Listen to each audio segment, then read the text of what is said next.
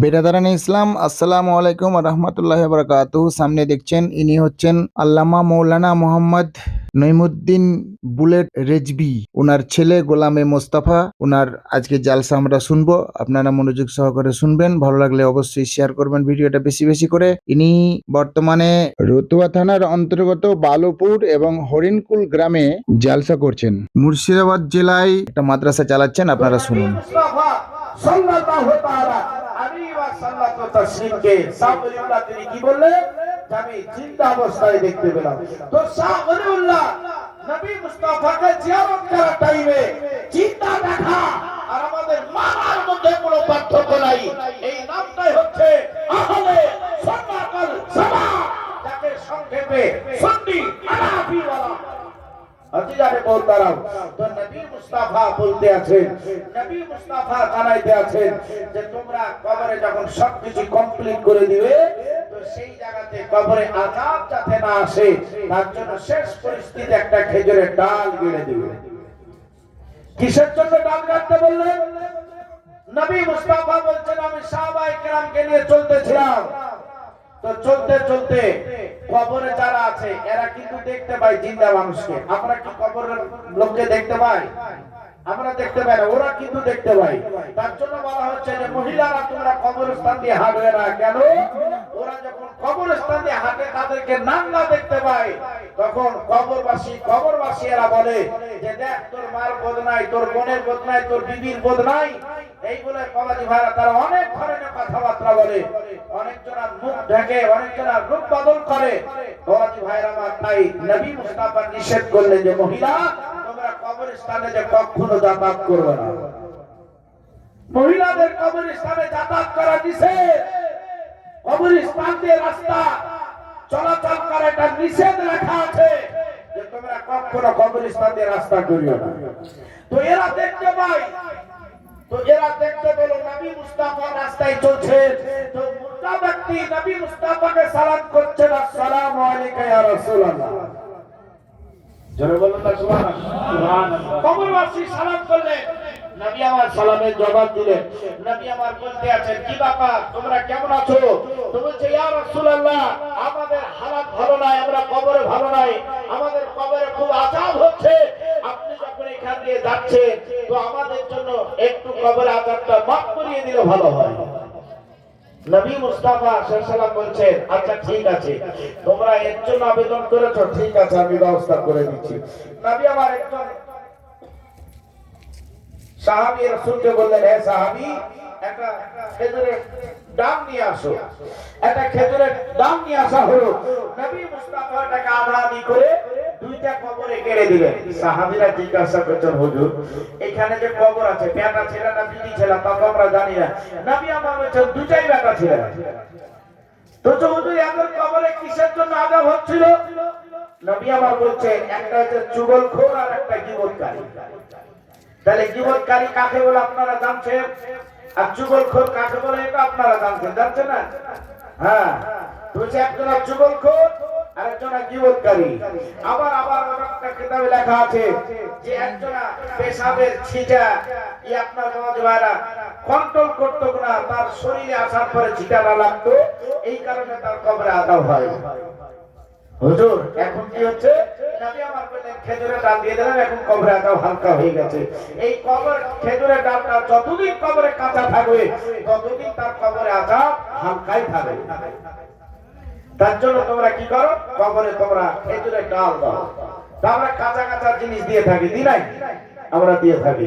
আমার বাপজি ভাই শোনালাম, তো নবী মুস্তাফা সাল্লাল্লাহু তাআলা আলাইহি ওয়াসাল্লাম তো তাসবিহ ইসরাইলের সঙ্গে আলাপ আলোচনা করছেন। এই নবী মুস্তাফা বলছে যে সবাই এই পৃথিবী ছেড়ে চলে যাবে।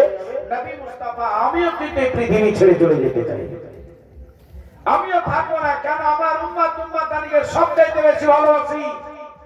আর এই ভালোবাসায় একজন নবী নাম শুনেছেন মুসা কালিমুল্লাহ। নাম শুনে মুসা কালিমুল্লাহ 40 ফুট উঁচু ছিলেন, লম্বা চওড়া মানুষ। বাপজি ভাইয়ের আমার আপনার একটা পাথরে বসে তাসবিহ করছেন, আল্লাহ জিকির করছেন। হঠাৎ করে ইসরাইল ফেরেশতা উপস্থিত হয়ে গেল। হওয়ার পর হাতটা বাড়িয়েছে, মুসা কালিমের উপরে দেখছেন তো ইসরাইল। বন্ধু ভাইরা, এখনো জিকির কমপ্লিট হয়নি, মেজাজটা গরম হবে না? হবে না? মেজাজটা গরম হয়েছে। বাপজি ভাইরা একটু রাগান্বিত মানুষ ছিলেন। একবারে হাত টাকা উঠে পটাশ করে একটা চর যখন মেরে দিলেন, একবারে ডান ঘুমাতে লাগলো, আর একটা চোখ ঝুলে বাজে, এক হাত ঝুলতে আরম্ভ করলো। এক হাত যখন ঝুলতে লেগেছে, তো ইসরাইল ওই চোখটা ধরে রব্বে কায়নাতের দরবারে যাওয়ার পরে বলতে আছেন, আল্লাহ বলছে আপনার কথা মোতাবেক আমি মুসা কালিমুল্লাহ জানটা কবজ করতে গিয়েছিলাম। মুসা কালিমুল্লাহ জানটা কবজ করতে পারি নাই, শুধুই মাত্র বুকের কাছে আমি হাতটা লাগিয়েছি। মুসা কালিমুল্লাহ আমার তার একবার শুধু চেয়ে তাকাইলো, আর আমার তোমার উপরে এত জোরে একটা থাপ্পড় মেরেছে, আমার চোখের তারাটা উপড়ে গেছে। আল্লাহ আমি মুসা কালিমুল্লাহর বিচার চাই আপনার কাছে। আল্লাহ পাক রব্বুল আলামিন বলতে আছেন, বলে তুমি মুসার বিচার চাইছো, এটা হলি কোন অন্য কেউ মনে করতে আছো নাকি? আমি আল্লাহ পাক রব্বুল আলামিন বলতে আছি, তোমার কোন একটা ভুলের কারণে আজ তোমার এই রকম অবস্থা হয়ে গেছে। সেই ভুলটা তোমার আসলে কি এখন পর্যন্ত তুমি বুঝতে পারো নাই। ইসরাইল রে, আমার কাছে শুধুই মাত্র আবেদনটা কর, বলছে আল্লাহ গো আমার ভুলটা আপনি ধরিয়ে দেবেন, আর আমার চোখটা আপনি তাড়াতাড়ি ঠিক করে দেবেন। আমি এতটা কষ্ট সহ্য করতে পারি না। আমার আল্লাহ বলতে আছে, তার চোখটাকে ঠিক করে দেওয়া হলো। তার ভুলটা আসলে কি ছিল? আমার আল্লাহ বলতে আছে, ইসরাইল যখন মুসা কালিমুল্লাহ জানটা কবজ করতে গিয়েছিলে, তার বডির কাছে হাতটা যখন তুমি বাড়িয়েছিলে, আচ্ছা বলো সেই মুসাকে কি তুমি সালাম করেছো? ইসরাইল বলতে আছে, রব্বি কাদাব, আপনি কখন আমাকে বললেন যে মানুষের জান কবজ করতে গেলে মানুষকে আগে সালাম করতে হয়? আমার আল্লাহ বলতে আছে, ওই যাইরে তুমি কি হরিণের কোন সাধারণ মানুষকে পেয়েছো? এ মুসা হচ্ছে আমার খাস বান্দা, একজন নবী পয়গম্বর রাসূল। আমি এদের মতকে ইখতিয়ার করে দিয়েছি, ইচ্ছা যদি হয় তো মওতের সাচ্চার হয়ে, ইচ্ছা যদি না হয় তো নাজার হয়ে। তুমি তার আগে তুমি হাতটা বাড়িয়েছো, এটাই হচ্ছে তোমার ভুল। আগে সালাম করার পরে ইবাদতটা তোমার কাছে নিতে হতো, আপনার মুসার কাছে তোমাকে নিতে হতো। ইসরাইল বলতে আছেন, ঠিক আছে এবার ব্যাপারটা বুঝে গেলাম। আমার আল্লাহ বলতে আছে, এবার যাও মুসা কালিমুল্লাহ জানটা কবজ করে আসো। ইসরাইল বলতে আছে, রব্বে কালাম, একটা ভুলের কারণে একটা চোখের তার উপরে গেছে। আমার যদি কোনো ধরনের ভুল হয়ে যায়, আমার হয়তো আমার বড় ধরনের ক্ষতি হয়ে যেতে পারে। আল্লাহ তার জন্য আপনার কাছে আমি সময় চাইতে আছি। আমি মুসা কালিমুল্লাহ জানটা কবজ করব, কিন্তু আমাকে একটা বছর আপনাকে সময় দিতে হবে। আল্লাহ বলতে আছে, আমি তোমাকে এক বছর সময় দিয়ে দিলাম। এক বছর অতিক্রম হয়ে গেল।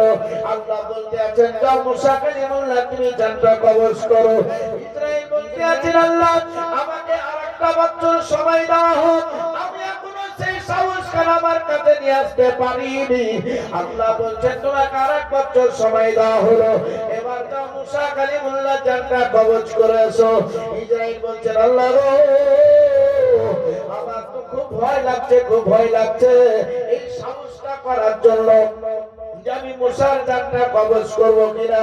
আমাকে হিম্মত নিয়ে আসতে হবে, আমাকে ক্ষমতা নিয়ে আসতে হবে। এর জন্য আপনি আরেকটা বছর আমাকে আপনি সময় দিয়ে দেন। আমার সেই সময়টা দিলে আমার পরে সেই সময় কমপ্লিট। আমার আল্লাহ বলতে আছে, ইসরাইল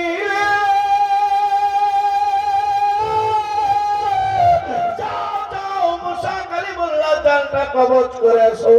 ইসরাইল বলছেন, আল্লাহ আমি আপনার কাছে 3 বছর সময় নিলাম, 3 বছর আপনি আমাকে সময় দিয়ে দিলেন।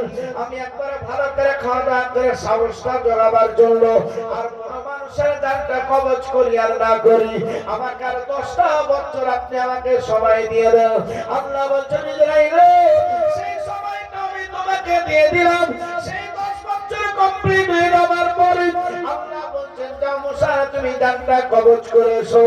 বলতে আছে, আল্লাহ গো আমি পৃথিবীর মানুষের জানটা কবজ করব না, শুধুই মাত্র মুসা কালিমুল্লাহর জানটাই কবজ করব।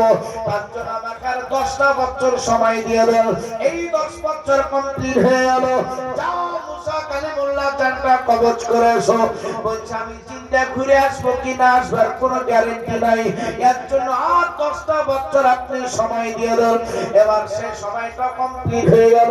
আমার আল্লাহ বলতে আছে, ওই ইসরাইল তোমাকে মুসা কালিমুল্লাহর জান কবজ করতে হবে না, মুসা কালিমুল্লাহর হায়াত বাড়াবার জন্য তোমাকে উপস্থিত হতে হবে। এই বলে দেখেন 43 বছর সেখানে কমপ্লিট হয়ে গেল।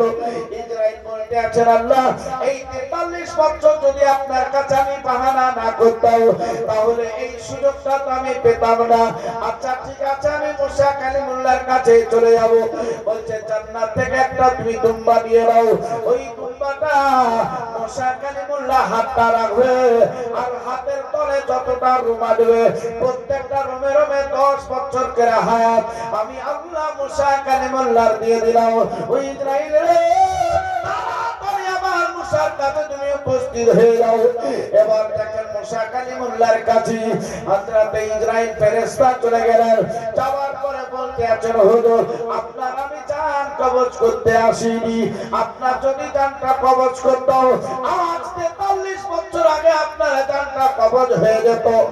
আপনার জানটা কবজ করতে আসিনি, আমি জান্নাত থেকে একটা দুম্বা হাজির করেছি।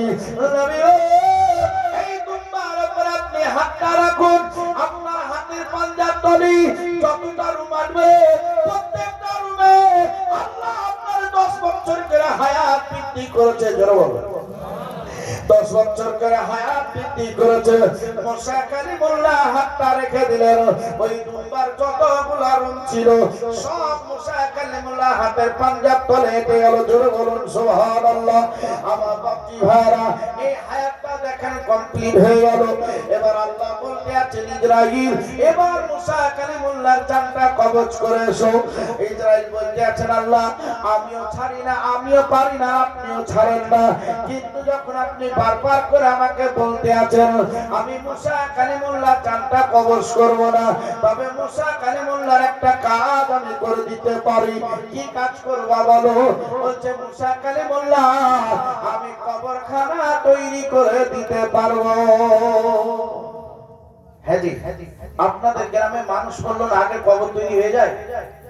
আগে কবর তৈরি হয়, মানুষ মরবে, এই যে মৌলানা সাহেব মারা গিয়েছে তারপর আর নাপ নিয়েছে কবর নাকি, তারপরে কবরস্থানে গিয়ে তারপরে কবর কাটা হয়েছে। এই কবরের কথা বলতে গিয়ে আমরা থেকে হেকার কিতাবের মধ্যে আরো একটা ঘটনা আছে বাবা।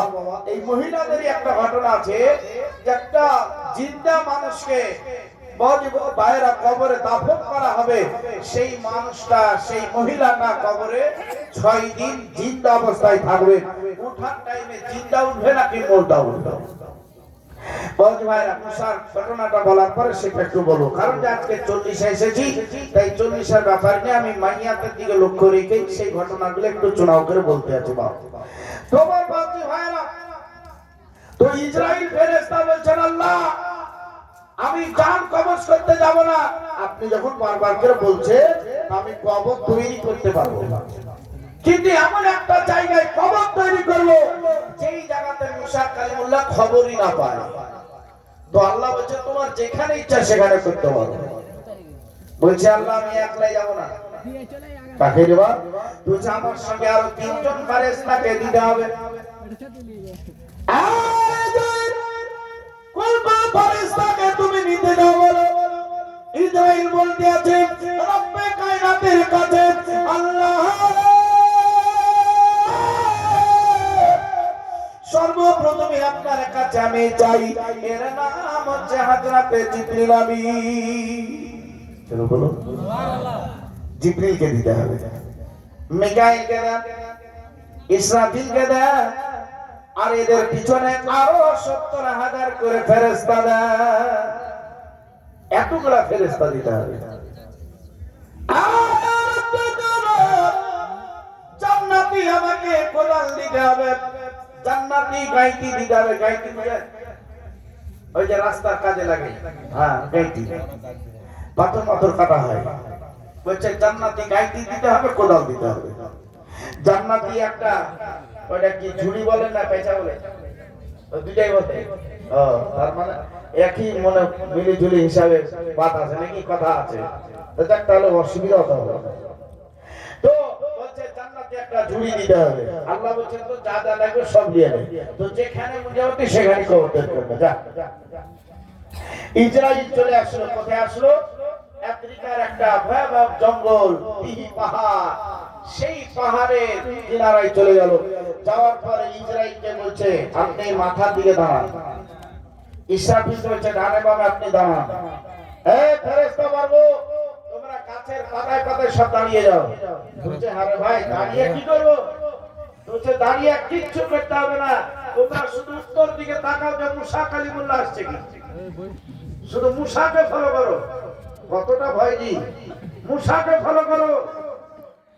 তো সব ফেরেশতারা মুসা কালিমুল্লাহকে দেখতে লাগলেন। আর ইসরাইল ফেরেশতা আপনার কবর তৈরি করতে শুরু করে দিল। আমার বড় ভাইরা কবর চলছে, কবর চলছে, কবর চলছে। আচ্ছা মাটিটা যখন তুলবেন তো আপনার চোখ দুটো নিচে থাকবে না উপরে থাকবে? নিচের দিকে থাকবে। নিচে তারে ধ্যান সবকিছু থাকবে। তো ইসরাইল ফেরেশতা বেটা ছেলের কবর নাভি পর্যন্ত, আর মহিলাদের কবর কত দূর? এই সিনা পর্যন্ত, ছাতি পর্যন্ত করতে হবে। বেটা ছেলে মরলে পারে 3 খান কাপড়, আর মহিলা মরলে 5টা কাপড়। 2টা কাপড় বেশি দিতে হবে। একটা কাপড় আর সিনার জন্য দিতে হবে, সিনাবান, আর একটা চুলের জন্য দিতে হবে, কেশবান। এই 2টা কাপড় তাদের এক্সট্রা দিতে হবে। ও হচ্ছে মহিলা, আপনি হচ্ছেন পুরুষ। তাই পুরুষের জন্য 3টেই চাদর যথেষ্ট, কিন্তু ওদের আরো 2টা এক্সট্রা লাগবে, দিতেই হবে। তোমার বাদি ভাইরা, তাহলে পুরুষের কবর হচ্ছে নাভি পর্যন্ত। তো ইসরাইল ফেরেশতা আপনার বাজার নাভি পর্যন্ত খোদাই করে কবর তৈরি করে নিয়েছে। আর এক ঝুড়ি মাটি উঠাইতে হবে, এক ঝুড়ি। তো ওই মাটিটা তোলার জন্য নিচে ধারে যখন এমনি করে গিয়েছে পাঁচাটাকে ধরে বজবারা তুলবে, তার পিঠে একজন লাঠি ডেকে ইসরাইল কার কবর তৈরি করো। তোর দেখেন তো চেহারা তো নিচের দিকে আছে। বলছে কার কবর তৈরি করবো? মুসা কালিমুল্লাহর কবর তৈরি করব। বলার পরে আমি মাটিটা তুলে ফেলতে যাচ্ছে তো মুসা কালিমুল্লাহ দিয়ে। তো আমি হাত জোড় করেছি, হুজুর আমরা তো জানি কবর করিনি, আর আপনি এখানে হাজির। এ জিবরিল।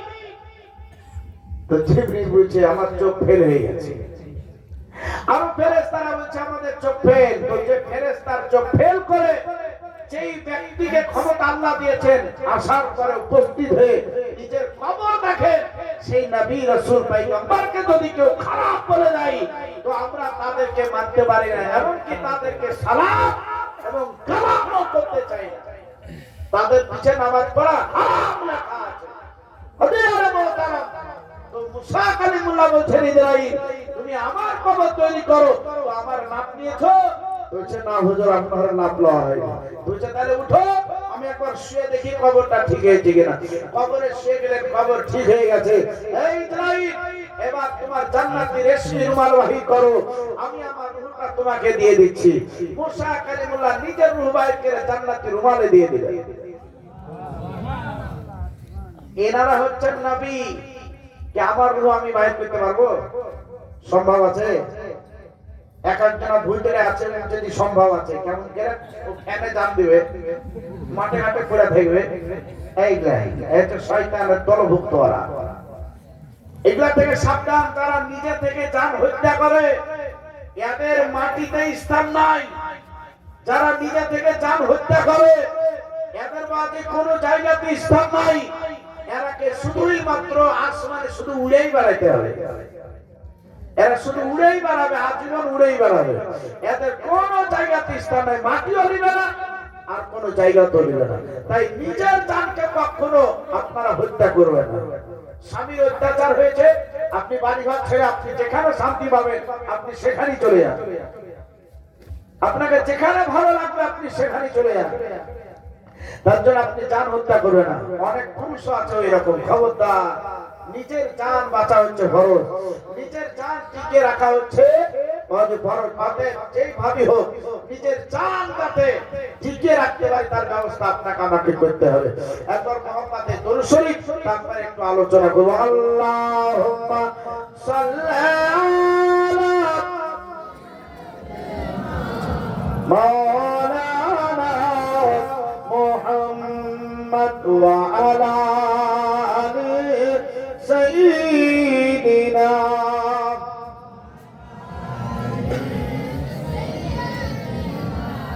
মৌলানা চোখেরই পলকে তুমি হতে পারো না, চোখেরই পলকে তুমি হতে পারো না, চিরতর বন্ধ হবে তোমার নিঃশ্বাস, হবে আলম তোমার মসজিদের মাইকে, বাড়ি মানা নাই রে বাড়ি নাই রে দুনিয়াতে, বাড়ি মানা নাই রে বাড়ি নাই রে দুনিয়াতে। এইরকম আমাদের অনেকে চলে গিয়েছে না, যাই না, মা বাপ আত্মীয় স্বজন অনেকে এরকম চলে গিয়েছে, আজ তাদের রুহটা আছে, আজ তারাও কিন্তু দেখছে আমার বেটা বিটিরা গিয়েছে, নিশ্চয় হয়তো ওই মাওলানার মাহফিলে আমার বেটা বিটিরা যখন গিয়েছে, যখন শরীক খাওয়ার পরে আমার জন্য নেকির ব্যবস্থা করবে, জোরে বলো, তাহলে শরীক হয়ে আমাদের জন্য নেকির ব্যবস্থা করবে, সেই নেকিটার আশায় কিন্তু তারাও অপেক্ষা করছে, তারা অপেক্ষা করছে। তাহলে সেইভাবে শরীর যদি আমরা না হয় বাবা, তাহলে কিন্তু তারা একটু দুঃখ পাবে, একটু কষ্ট পাবে। তারা কি করবে জানেন? আল্লাহর কাছে তারা শুনবে, আল্লাহ আমার বেটা বেটিদেরকে এখনো সেই বুঝটা দিতে পারি নাই, এখনো সঙ্গ দিতে পারেনি, শরীক হতে পারেনি, শুধু মাহফিলে শরীক হয়েছে, আর যে শরীক হওয়ার জন্য বলা হলো সেটা শরীক হয়নি। আল্লাহ ওদেরকে বাঁচিয়ে তো লাভ দিয়ে ওরা মেরে ফেলো। আল্লাহ বলছে অত চিন্তা করছিস কেন? নিশ্চয় কোন আলেম না কোন আলেমের কথা তাদেরকে ভালো লাগবে, তারা ঠিক সময় হলে শরীক হওয়ার ব্যবস্থা করবে। আমার বাকি ভাইরা, তাহলে আমরা উভয়ের দিকে লক্ষ্য রেখে আমরা কিন্তু শরীক অবশ্যই হব। চলে আসুন বাবাজি ভাইরা, কি কবি কি বলছেন? চোখেরই পলকে তুমি হতে পারো না, চিরতর বন্ধ হবে তোমার নিঃশ্বাস, হবে আলম তোমার মসজিদের মাইকে, বাড়ি মানা নাই রে বাড়ি নাই রে দুনিয়াতে, বাড়ি মানা নাই রে বাড়ি নাই রে দুনিয়াতে। তোমার ভয়ে থাকতো মানুষ ছিল বাহাদুরি, তোমার ভয়ে থাকতো মানুষ ছিল বাহাদুরি, বাদমি তুমি একা হাওয়ায় ওড়া রঙিন ঘড়ি, শোনায় কান্দি না বলে আরে বেলা থাকিতে, বাড়ি মানা নাই রে বাড়ি নাই রে দুনিয়াতে, বাড়ি মানা নাই রে বাড়ি নাই রে দুনিয়াতে।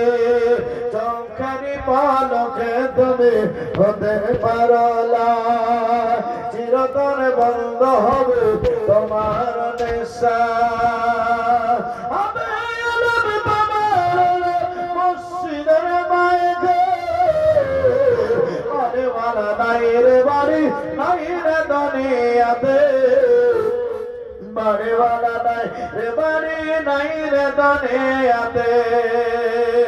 বাড়ি গাড়ি মিল ফ্যাক্টরি টাকার পাহাড় আছে না জি? টাকার পাহাড় নাই? অনেক জনের টাকা আছে বাবা, আর ইচ্ছা থাকে না যে মা পড়ে আছে ওর লাগে আমি 200 টাকা দিই, 100 টাকা দিই, ইচ্ছা থাকে না? আমার যার নাই তার মন খান খুব কাঁদার লাগো, এই মুল্লি সাহেবের 40 সাহেব হলো 10টা টাকা থাকলে দিয়ে আমার মার লাগে একটু দোয়া দিয়ে দিতে ইচ্ছা জাগে। তাই বলতে আছেন বাড়ি গাড়ি মিলে ফ্যাক্টরি টাকার পাহাড়, বিলাসিতায় কেটেছে জানো কত অহংকার, বাড়ি গাড়ি মিলে ফ্যাক্টরি টাকার পাহাড়, বিলাসিতায় কেটেছে জানো কত অহংকার, আগামী কাপড় ছেড়ে হবে সাদা কাপড় পরিতে, বাড়ি মানা নাই রে বাড়ি নাই রে দুনিয়াতে, বাড়ি মানা নাই রে বাড়ি নাই রে দুনিয়াতে। চোখেরই পলকে তুমি হতে পারো না। বাবাজি ভাইরা, চোখ বন্ধ করার পরে চোখ যে খুলবো এর কোন গ্যারান্টি নাই, তাহলে যার গ্যারান্টি নাই তাকে আমরা এত কিসের জন্য অহংকার করি বাবা? অহংকার করা যাবে না। আল্লাহ পাঠিয়েছে নবীর ভালোবাসা নিয়ে আমাদেরকে কাজকর্ম করে চলে যেতে হবে।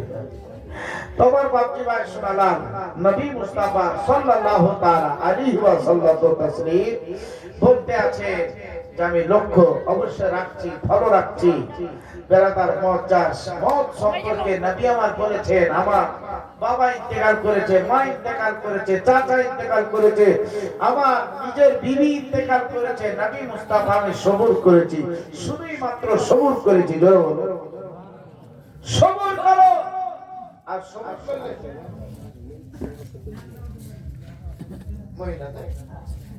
ও আচ্ছা, মা বোনের হয়তো কেউ হয়তো দিব মনে করছে, শরীক হবো মনে করছে, হয়তো হতে পারছে না। তখন একটা কেউ হয়তো যাওয়ার পরে তো নিয়ে নিতেন শরীক হওয়ার জন্য যে পয়সাটা দিচ্ছে, তাহলে খুব ভালো হতো। হ্যাঁ, কোন একটা মা বোন, হ্যাঁ তোমরা দিয়ে দাও, অসুবিধা নাই। হ্যাঁ, যে কোনো একজনের দায়িত্ব করে টাকাটা আপনারা স্টেজে জমা করে দেন। হ্যাঁ, বেড়াদার মহাজ্জার স্বামী রেখে নাও, যে যতটা পারবেন। এটা বাবাজি ভাইরা, এটা খুশি, একটা আনন্দ যে আমার মা মারা গেছে, আমি মার জন্য আমি 100টা টাকা দান করলাম, আমার বাবার জন্য 500টা টাকা দান করলাম। এইভাবে আমরা এক অপরকে দিয়ে বাবাজি শরীক হয়ে যাই। আলহামদুলিল্লাহ, আলহামদুলিল্লাহ।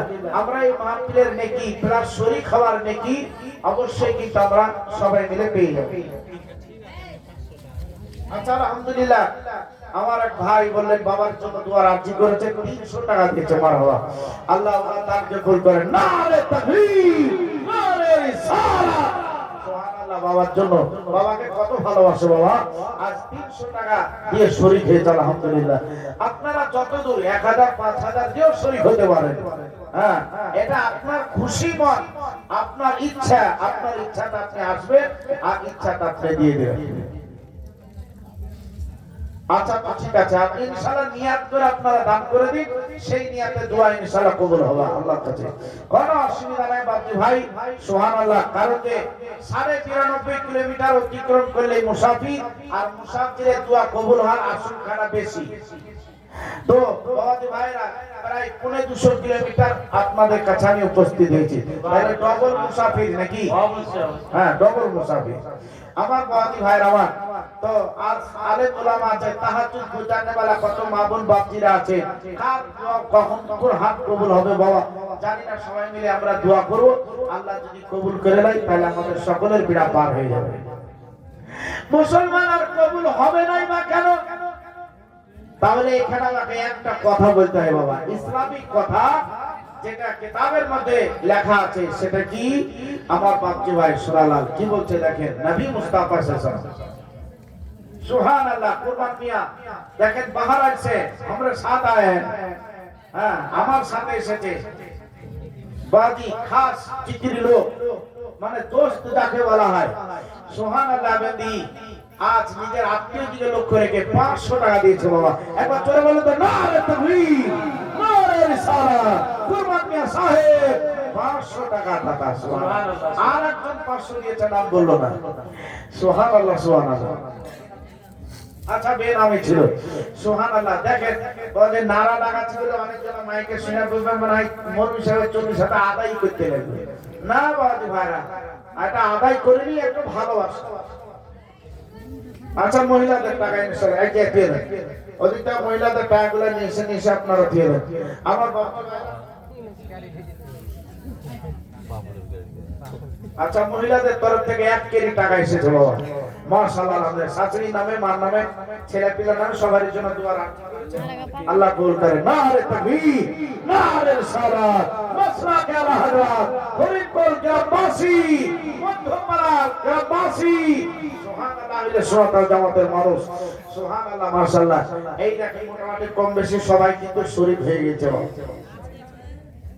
আচ্ছা, আমাদের মৌলানা সাহেবের আম্মা জান 200 দিয়েছে, কিন্তু আছে 300। আচ্ছা, ওনার দিদি দিয়েছে 50, আর একজন 50 দিয়েছে, আল্লাহ কবুল করেন, আমিন।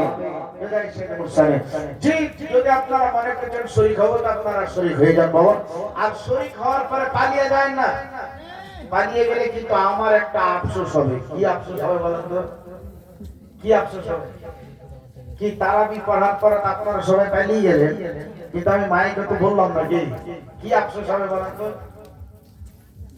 ভুলে গেছে, ভুলা ধানের ভাত খাওয়ার লোক তাহলে কি আর মনে থাকে? কেন আফসোস হবে না যে আমি বললাম না যে আমি 8 বছর ধরে নিজের দায়িত্ব নিয়ে আমি নিজের গ্রামে একটা প্রতিষ্ঠান চালাই, মাদ্রাসা চালাই, এর ছাদ এখনো করতেই পারিনি বাবা।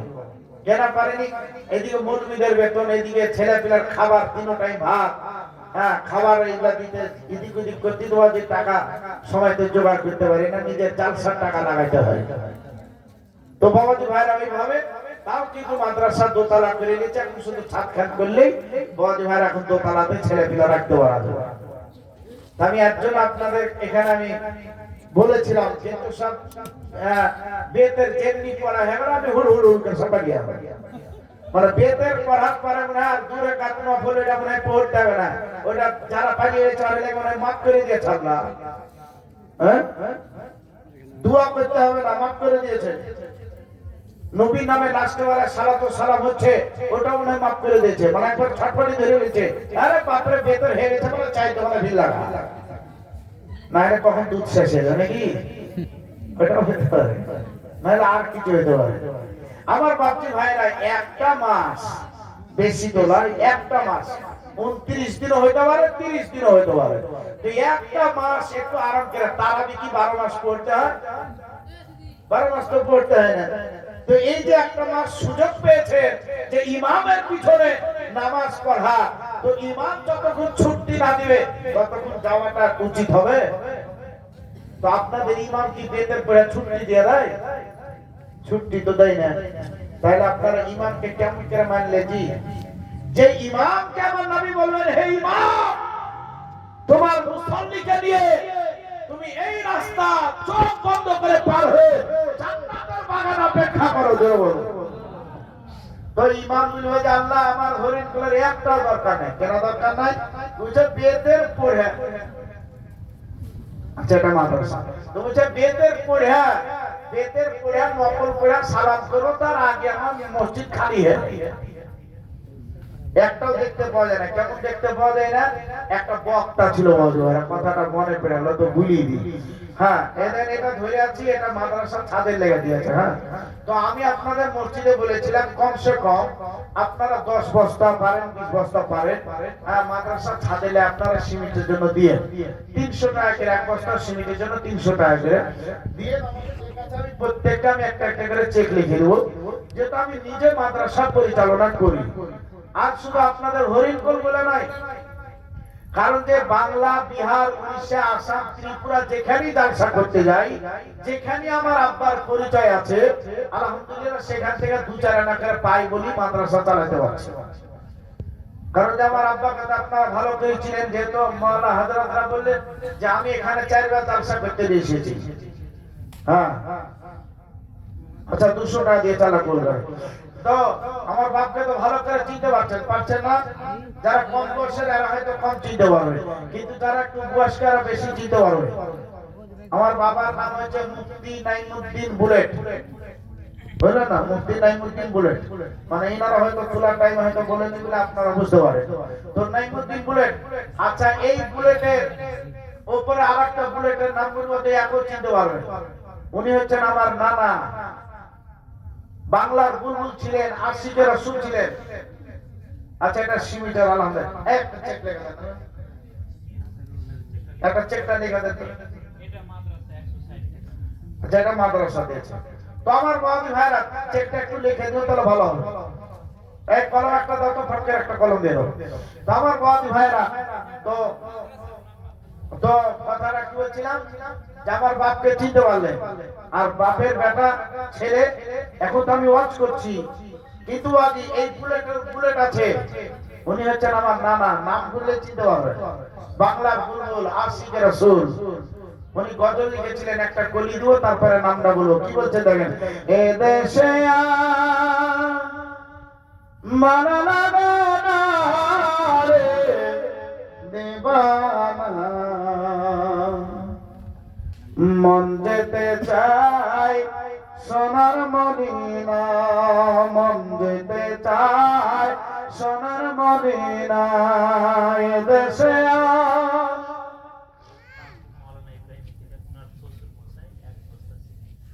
হ্যাঁ সুবহানাল্লাহ, মৌলানা ইব্রাহিম সাহেবের শ্বশুর মশাই আলহামদুলিল্লাহ ছাদের জন্য এক বস্তা সিমেন্ট দিয়েছেন, মাশাআল্লাহ, তাহলে 2 বস্তা সিমেন্ট হলো বাবা। 10টা আপনারা দিন, আমি দেখেন আমি আপনাদের কাছে চাহিদা আসিনি, হ্যাঁ, কারণ যে আমি রমজান মাসে ঘুরে ঘুরে কিছুটা করি, তারপরে মাদ্রাসাটা সচ্ছল ভাবে চালাতে পারি। तो আমি মনে করলাম আমাকে कुर्बान मियां साहब बोलो हजरत आप यही तरावी पढ़ लीजिए, तो हम कहे कि यहाँ तरावी पढ़ो तो वहाँ तो तरावी छूट जाएगा, तो वहाँ हमको प्रोग्राम करना है, वहाँ तकरीर भी करना है, तो वहाँ जाके हम अगर प्रचार कर दे कह दे तो कुछ हो सकता है। तो हाँ हाँ तब जल्दी जाइए, जल्दी जाइए। अरे बाप रे, एक बार ताড়াহুড়া করে ऐसा मात्र 2 मिनट बोझा 2 मिनट समय আছে। अरे बाबा হাগা মুতু করবা না পেশা পায়খানা করবা না ওযু করবা, তো বলছে যা হবে আল্লাহর রাস্তায় ফি সাবিলিল্লাহ ওযু করে বাবা ভাইরা জামাত চালু করে দিলাম, এই নামাজ পড়ে বেরাদার মুয়াজ্জার সামিয়ে কেরাম তারপরে বাকি কাজ। এই তো বলছি ভাই শোনা দাও। তাহলে দেখেন রমজান মাসে খুব কষ্ট হয়, কষ্ট হয় না, প্রচুর কষ্ট হয়, আর এই কষ্ট করছেন বলি তো অনেক নেকি পাচ্ছেন, ওটা বাজু ভাইরা বলবো। তো এই যে কজনটা পড়ছিলাম এটা করি আগে আপনাদের শুনাই দিই, না হলে পরে আপনাদের মনটা খারাপ করে, তাই ধরে লোকটার নাম শুনে তো লোকটার এমন কিছু কি নাই যে আমরা সেই লাইনটা দিকে আমরা ফলো করবো, সেই কজনটা পাওয়া বইয়া ধরলে পেয়ে যাবো কোনো ব্যাপার। কি বলছেন? এ দেশে আর ভালো লাগে না রে দিওয়ানা, মন যেতে চায় সোনার মদিনা, মন যেতে চায় সোনার মদিনা, মদিনার আমাবি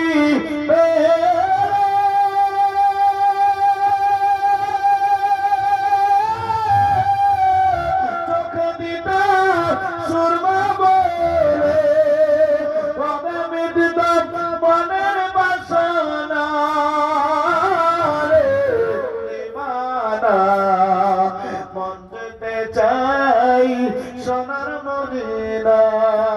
আল্লাহ সুবহানাল্লাহ, বহুত বহুত আচ্ছা বাংলা আশিকের সুর মুফতি কাজী আলহাজ ওসমান গনি মুর্শিদাবাদ লালগোলা, নাম শুনেন আপনারা? হ্যাঁ এখানে এসেছে, হ্যাঁ আসবে না কেন, কারণ যে আমার আব্বার ওস্তাদ, আমার নানা হচ্ছে আমার আব্বার ওস্তাদ মৌলানা ওসমান গনি।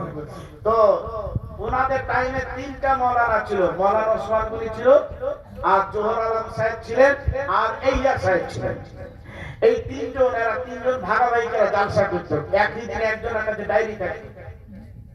আমার বাবাজি ভাইরা তো জালসা আসতো, তো জালসা আসার পরে এরা 3 জন মিলে মিটিং করতো, আজকে তো 4টা জালসা, তো 4টা জালসা কি করা যায়, কোন দিকে কেমন করে কি করবো, তো চল জোহর থেকে হাঁটতে লাগি, হাঁটতে হাঁটতে একটা হরিণ বলে যাবো, জিজ্ঞাসা করো যদি জালসা হবে তো হবে, আর যদি না হবে তো ওখান থেকে হাঁটতে লাগবে, জালসা তো 4টা লেখা। আমার বাদি ভাইরা দেখলো হরিণ বলে জালসা হবে না, অমুক গ্রামে জালসা হবে, বলছে তাহলে আমরা 3 জনের মধ্যে কাকে নিবা বলো, দাওয়াত তো করেছে তো ওসমান গনিকে, বলছে 3 জনের মধ্যে কাকে নিবা, 3টা নিয়ে নিলে হবে না, আর 4টা জালসা আছে, তো যে ওখানে একটা দিয়ে দিলে ওখানে একটা দিয়ে দিলে ওখানে একজন চলে গেল, জালসা হলে 4টে উঠে গেল। এইভাবে চলতো, কারণ আলেম ওলামা কম ছিল। আমার বাদি ভাইরা তারপরে আব্বাদের দৌড়ান, তারপরে মুফতি জুবাইর সাহেবের দৌড়ান, তারপরে আরো যারা যুবক আমজাদ সিনানি, নুরুল আরেফিন, এদের দৌড়ান, এরপরে বাদে আরো যারা পড়ছে এদের দৌড়ান আসবে নাকি, একের পর এক কিন্তু আসবে। তাহলে নানাকে আপনারা শুনেছেন, বাপেরও শুনেছেন, এখনো শুনছেন, ছেলের শুনছেন, ইয়ার ছেলে ফের মৌলানা হচ্ছে। আল্লাহ যদি রহম করে, আল্লাহ যদি হেফাজত করে, সেই রকম করে তোমাকে আপনারা হয়তো দেখতে পাবে নাকি, পাওয়া না, আল্লাহ রহম করলে পাবে। তাহলে আপনারা ভালো দোয়া করবেন নাকি খারাপ দোয়া? ভালো দোয়া করবেন, কারণ আলেম আলেমের কদর বুঝে, তাহলে এই কদরটা অবশ্যই রাখতে হবে বাবা, আপনাকে করতে হবে, আপনাকে তৈরি করতে হবে, ইনশাআল্লাহ তৈরি করলে আপনারও বাবা ভাইরা উপকারটা আছে সেটা বলবো বাবা। তো লক্ষ্য রেখে বলতেছিলাম, হ্যাঁ আপনারা এই যে আজ 40 সাথে শরীক হয়েছেন 100-200 দিয়ে, আলহামদুলিল্লাহ আপনাদের শুকরিয়া আদায় করি। আর আপনাদের কাছে আমি আবেদনটা রেখেছি, মায়েরা গো তোমরা তো অনেক মা বোনেরা এসেছো, আলহামদুলিল্লাহ, কত টাকা কত ধারে চলে যাই, দেখো একটা এতিম ঘর আজ 8 বছর থেকে আমি চালাই, তো এখানকার ছাদের জন্য তো তুমি 1 বস্তা সিমেন্ট দিতে পারো, ইনশাআল্লাহ পারো। এই রমজান মাস 1 টাকা দিলে 1000 সমতুল্য নেকি পাওয়া যায়। 1 টাকা দিলে 1000 সমতুল্য। এতগুলা গুনাহ মাফ করে দেওয়া হয়, এতগুলা দরজা বাড়ান করে দেওয়া হয়। এই রমজান মাস তো হচ্ছে নেকি কামানোর মাস। এই রমজান মাস হচ্ছে নেকি কামানোর মাস। তাই আজকে আমাদের নেকি কামাইতে হবে নিজে খেতে এবং বাকি খাটনি যেগুলা আছে সেগুলা থেকে। দুই দিক থেকে কিন্তু আমাদের নেকি করতে হবে। তাই নেকি করার জন্য বলবো যে 3 বস্তা সিমেন্ট আলহামদুলিল্লাহ পেয়েছি, তখন আর 7টা সিমেন্ট অবশ্যই আসবে। এটা আশা আপনাদের কাছে রাখতে আছি। বাপ শোনালাম আমার নবী মুস্তাফা সাল্লাল্লাহু তাআলা আলাইহি ওয়াসাল্লাম তাসলিম বলতে আছেন, লক্ষ্য রাখো নবী মুস্তাফা সাল্লাল্লাহু আলাইহি ওয়াসাল্লাম জানিয়ে দিচ্ছেন, ভালো রাখো। নবী আমার বলছেন যে মরণকে তোমরা স্মরণ করো, তাহলে তোমাদের কবরে আযাব হালকা হবে। কবরে আযাব তোমাদের হালকা হবে। এই কবরে আযাব হালকা হবে বলে আর সাদকা জারিয়ার দিকে লক্ষ্য রেখেই নবী মুস্তাফা যে কথাটা বলেছিলেন সেই কথাটার কথা আপনাদের। আচ্ছা, মা বাবা ইন্তেকাল করেছে, 1 বস্তা সিমেন্ট দিয়েছে, তাহলে 4টা হলো। ইনশাআল্লাহ আমি 10টা যেহেতু মসজিদে বলেছি যে আপনারা মাহফিলে আসলে 10 জন দিয়ে 1 বস্তা করে দিয়ে। ইনশাআল্লাহ আপনাদের হরিণ করে মাদ্রাসা থাকলে ওখান করে চালাবেন, মসজিদ চালাবেন, সবকিছু চালাবেন। আর সুন্নি মাদ্রাসা যত আসবে আপনি যা পারবেন ইনশাআল্লাহ আপনি দিবেন। হ্যাঁ, অনলাইনেরও ব্যবস্থা আছে, তো আপনারা সব রকম তো আমার বাবাজি ভাইরা আলহামদুলিল্লাহ গজল পছন্দ করে। সোনার মদিনা আমার প্রাণের মদিনা, সোনার মদিনা আমার প্রাণের মদিনা, সম্ভুলেব কিন্তু তোমায় বলতে পারে না, ভুলিনি। আচ্ছা, আরেকজন দিয়েছে, তাহলে 5টা হলো। আপনি বললেন 10টা হয়েছে। সোনা সোনার মদিনা, আহা আমার বাবাজি একটা সিমেন্টের জন্য দিয়েছে, তাহলে 6টা হলো। সুবহানাল্লাহ মাদ্রাসার জন্য এই দেখেন ছাদ করতে 500 টাকা দিয়েছে রমজান মাসে। নারে তাকবীর, নারে রিসালাত, মাসরাক আলা হাদরাত। ছাদ করার জন্য 500 টাকা আমার বাবু দিয়েছে, আল্লাহ কবুল করো। আমিন। তো তাহলে সাতটা হলো, তাহলে 7টা হলো, তাহলে 3টে। তো মা বোনেরা তোমরা 3 জনে 3টে দিয়ে দাও। এরা রাগ করছে কিসের জানেন? সব বক্তা আসে, আসার পরে বলে ইদিক উদিক তো তাকায়, সবকে দেখে, দেখার পরে আত্মসাৎ করে, তো সবাই খুশি থাকে। তো বলছে ই আবার কুমিকার বক্তারে আর কি দেখা আছে, শুধু ওই দিকে তাকায়, এদিকে আমাদের দিকে একবারে কেন নজর করে না। তো মা বোনেরা তোমরা আলেম ওলামাকে দেখো, তোমাদের দেখা যায় যাচ্ছে, দেখলে পারে তোমরা নেকি বাবা, তোমরা দেখলে নেকি বাবা। কারণ একটা আলেমকে যদি কেউ দর্শন করে, যদি বাবা সাচ্চা নিয়তে দর্শন করে, ভালো নিয়তে যদি দর্শন করে, আর সঠিক যদি হয় নবীর ওয়ারিস, তাহলে 1 মিনিটে 80টা নেকি তার নামায় আমলে দেওয়া হয়, 80টা নেকি দেওয়া হয়। কিন্তু দেখাচ্ছ নবীর দুশমন, ও খারাপ নজরে তাকাচ্ছে, তাহলে কি নেকি পাবে? কখনো পাবে না, 1 ফুটে আদলা নেকি পাবে না। তো বাবজি ভাইরা গজলটা পড়ছি, শোনো। ওই মা বোনেরা তোমরা 3টা দিয়ে দিও। হ্যাঁ, গজলটা পড়ছি। সোনার মদিনা আমার প্রাণের মদিনা, সম্ভুলেব কিন্তু তোমায় বলতে পারে না, ভুলিনি বলবো না বলতে পারে না, সম্ভুলেব কিন্তু তোমায় বলতে পারে না। সব নামে তুমি ছিলে অলক্ষণে দে, বনায় বনা তোজ ছিল তোমার পরিবেশ। বলো এসা নামে তুমি ছিলে অলক্ষণে দে, এসা নামে তুমি ছিলে অলক্ষণে দে, বনায় বনা তোজ ছিল তোমার পরিবেশ। তোমার মুখে নবীর কদম লেগে তুমি সাগে মদিনা, সম্ভবেব কিন্তু কিন্তু তোমার বলতে পারি না, শম্ভু নেব কিন্তু তোমার বলতে পারি না, ভুলিনি বলবো না বলতে পারি না, শম্ভু নেব কিন্তু তোমার বলতে পারি না। জান্নাতের ওই বাগানে নবী তোমায় বলেছে, জান্নাতের ওই বাগানে নবী তোমায় বলেছে, খাকে সে পরিয়াদিকারী তোমায় করেছে। জান্নাতের ওই বাগানে নবী তোমায় বলেছে, খাকে সে পরিয়াদিকারী তোমায় করেছে। তোমারই বুকে প্রবাহিত নূরের ঝরনা, শম্ভু নেব কিন্তু তোমার বলতে পারে না, শম্ভু নেব কিন্তু তোমার বলতে পারি না, বলিনি বলবো না বলতে পারি না, শম্ভু নেব কিন্তু তোমার বলতে পারি না। নিজের লেখা গজল আছে বাচ্চি ভাইরা বার বলবো, তবে একটা ঘটনা আপনাদের সম্মুখে বলতে আছে, একটু শোনো। খানকার কবরস্থানের একটা ওয়াকি আপনাদের বলতে আছে, শোনো। আমার বাচ্চারা নবী মুস্তাফার জামানার একটা কথা বলতে আছি, শোনো শোনো। নবী মুস্তাফার পরে ওয়াকি একটা বলতে আছি, শোনো, যেটা কিতাবের মধ্যে লিপিবদ্ধ হয়ে আজকে আমাদের সম্মুখে আসলো। একজন আল্লাহর ওলি ইয়ান্না দেখেন মুরিদ বরকত নিয়ে চলে, আল্লাহর ওলি চলতে চলতে যখন মাগরিবি টাইমটা হয়ে গেল, মসজিদ তো নজরে আসেনি। আল্লাহর ওলি বলতে আছে, ও মুরিদ বরকরা, এইটা কবরস্থান মনে হচ্ছে, আমরা চলো চলে এখানে মাগরিবি নামাজটা আদায় করে নি। আচ্ছা, কবরস্থানটা পাক নাকি না পাক? কবরস্থানটা হচ্ছে পাক পবিত্র, সুরক্ষিত জায়গা। আপনাকে মসজিদে ভয় লাগবে, বাড়িতে ভয় লাগবে, কবরস্থানে ভয় লাগে না। কিন্তু আমরা মনে করি ওখানে মনে ভয় লাগে, ওখানে ভয় লাগে না। আমি কবরস্থানে বাদি ভাইরা লাগাতার 5 থেকে 6 বছর ছিলাম, ভয় লাগবে না কেন? অন্য জায়গায় ভয় লাগবে, কবরস্থানে কিন্তু ভয় লাগে না বাবা। আমার বাপজি ভাই শোনালেন, তো আল্লাহর ওলি বলছে যে মাগরিবের টাইম হয়ে গেছে, এই মুরিদ বরকরা, এটা কবরস্থান, চলো মাগরিবের নামাজটা পড়ে নিই। তো মাগরিবের নামাজটা পড়ে নিল। আচ্ছা বলেন তো, পীর সাহেব যদি আসে আর হরিণ করে যদি মুরিদ থাকে, তো এরা আপনা আপনা বাড়িতে বিছানপত্র করবে না?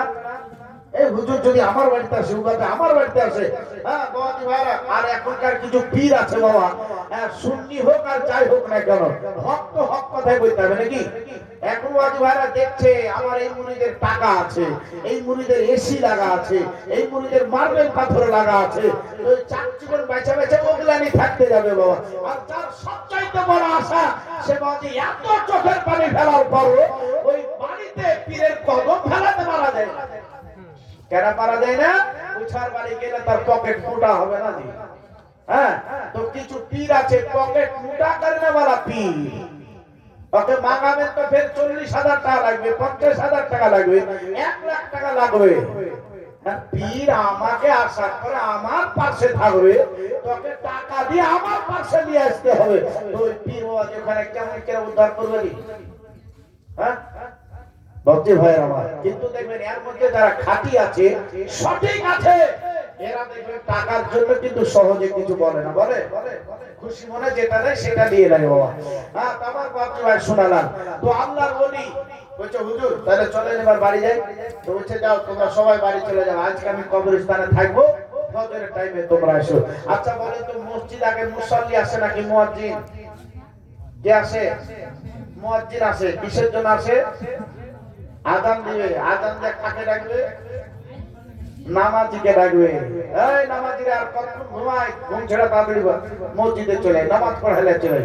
আসার পর ওয়াজি ভাইরা চলে আসলো, শুইতে দেখছে মাইক, তো দেখছে মাইকটা করে ঠিক আছে বাবা, একবার কানে হাত দিয়ে দিল, বলছে আসসালাতু খায়রুম মিনাল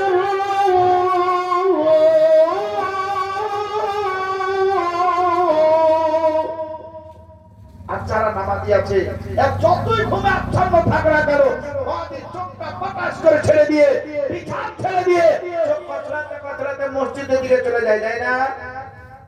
যায়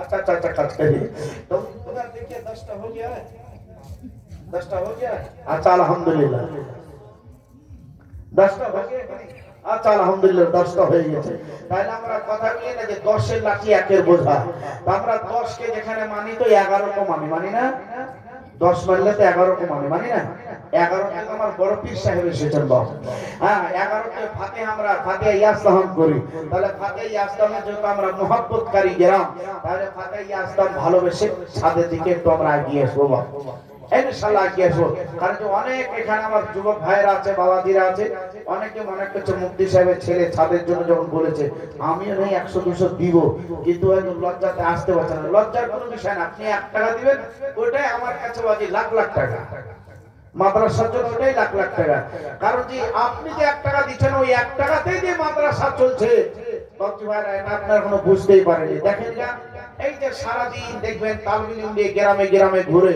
তো বাজি এই যে কিছু কন্টাক্ট দিয়ে থাকে কন্টাক্টগুলো থেকে একটু সাবধানে থাকতে হবে এই কন্টাক্টগুলো শেষ করে দিচ্ছে আসল যারা মাদ্রাসা নিয়ে চালাচ্ছে এদের ভাগটা করছে না আর কন্টাক্ট ওয়ালারা ছাদের জন্য দিয়েছে আলহামদুলিল্লাহ তো কন্টাক্ট ওয়ালারা এরা আপনার করছে কি কমিটির কাছে যাচ্ছে 1000 2000 5000 কন্টাক্ট নিয়ে নিচ্ছে এক মাস করে লো আপনার বাবাজি গ্রামে গ্রামে গিয়ে চাল টাকা পয়সা ব্যাগাত্তা করে কোরআন শরীফের নাম করে টাকা তুলে তুলে বাবাজি বাড়ি বাঁধিয়ে দিচ্ছে এইগুলা থেকে আমাদের একটু সচেতন হতে হবে ইনশাআল্লাহ যদি এগুলা হয়ে যায় তাহলে মাদ্রাসাগুলো আমাদের মুর্শিদাবাদ বলেন আর মালদা বলেন হ্যাঁ ভালোভাবে সচলভাবে চলবে ইউনিভার্সিটি এই যে আমরা যে নিজের টাকার জাকাত এই জাকাতগুলো যদি দিই তো এক একটা গ্রামে এক একটা বড় বড় ইউনিভার্সিটি তৈরি হয়ে যাবে কিন্তু বাবাজি হালাল এখন পর্যন্ত তো খাইতেই শিখলো না মানুষ হ্যাঁ হালাল খাইতেই শিখলো না এই যে মহিলাদের কাছে দেখবেন শোনা আছে ওর কাছে একটা চেন আছে একটা চেন এক ভরি মানে এখন ৯২,০০০ টাকা আর ৯২,০০০ মানে ওখানে একটা ২-৩,০০০ টাকাকে জাকাত বাইর করতে হবে প্রত্যেক বছর বাইর করতে হবে প্রত্যেক বছর ওর আর হাতে রুলি আছে একটা রুলির ওজন মিনিমাম ১.৫ ভরি ছাড়া হবেই না হবে এখন কি ১ ভরি ১০০ ভরিতে হয়ে যাচ্ছে কিন্তু আমরা যখন দেখেছি তখন ১.৫ ভরি ২ ভরি করে লাগতো তো এই যে রুলিগুলো আছে ও যত বছর ব্যবহার করবে প্রত্যেক বছর ওর টাকার হিসাব করে ওকে জাকাত বাইর করতে হবে তাহলে আর সোনাটা পড়া জায়েজ হবে আর না হলে আর সোনা পড়া হারাম কি কথাটা বোঝা গেল